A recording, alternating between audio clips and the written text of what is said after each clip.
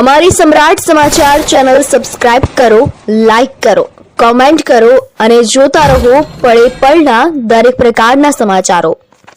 તળાજા તાલુકાના ત્રાપજ ગામે વૃદ્ધાને માર મારી સોનાના દાગીનાની લૂંટ ચલાવવાના કેસમાં આરોપીને પોલીસે ઝડપી લઈ અને ફરિયાદનો ભેદ ઉકેલ્યો છે। બનાવની વાત કરવામાં આવે તો તળાજા તાલુકાના ત્રાપજ ગામે વૃદ્ધાને માર મારી સોનાના દાગીનાની લૂંટ કરવાના વંશોધાયેલ ગુનાનો અલંગ પોલીસે ભેદ ગણતરીના દિવસોમાં જ ઉકેલી નાખ્યો છે અને આરોપીની ધરપકડ કરી છે। બનાવની વિગતો સાથે વાત કરવામાં આવે તો તારીખ 16 ઓગસ્ટની રાત્રે 75 વર્ષીય વૃદ્ધા પોતાના ઘરે એકલા સૂતા હતા ત્યારે આરોપીએ ઘરમાં ઘૂસી તેમને માર મારી ઈજાઓ પહોંચાડી હતી અને કાનમાં પહેરેલા સોનાના 7 વેઢલા લૂંટી ફરાર થઈ ગયો હતો। ઘટનાની તપાસ દરમિયાન પોલીસે સીસીટીવી ફૂટેજ તેમજ ટેકનિકલ સર્વેલન્સના આધારે તપાસ હાથ ધરી હતી। બસની ટિકિટ અને મળેલી બાતમીના આધારે પોલીસ ભરૂચ પહોંચી હતી અને નારસંગભાઈ રામસંગભાઈ વાળાને ઝડપી પાડ્યો હતો।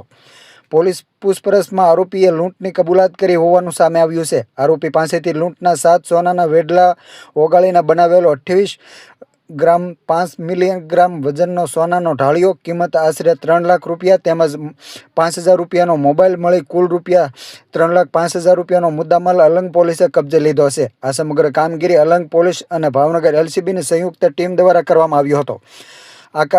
આ કેસને લઈને આજે તળાજાના ડીવાયએસપી એમબી નકુમ સાહેબ દ્વારા આજે તળાજા પોલીસ મથક ખાતે પ્રેસ કોન્ફરન્સ યોજી અને સમગ્ર માહિતી મીડિયા સમક્ષ રજૂ કરી હતી।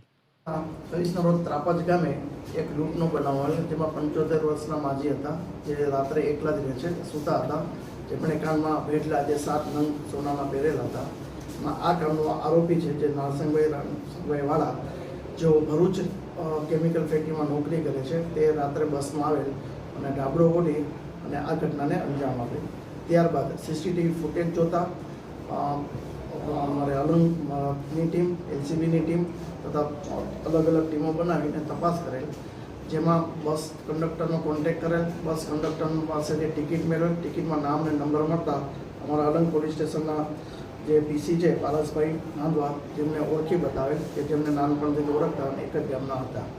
આમ એમના ઉપર શંકા જતા તેમને બોલાવી પૂછપરછ કરતા ગુનો ડિટેક્ટ કરેલ। ગુનાના કામે જે મુદ્દામાલ ગયેલ છે 3 તોલા સોનાની જે કડીઓ છે એ કબજે કરેલ છે તેની કિંમત આશરે 3 લાખ રૂપિયા થાય છે। આરોપીઓ કેટલા છે? આરોપીઓ એક જ છે। આરોપી અગાઉ કોઈ ગુનાહિત ઇતિહાસ ધરાવે છે? અંકલેશ્વરમાં એક મર્ડર કરેલું છે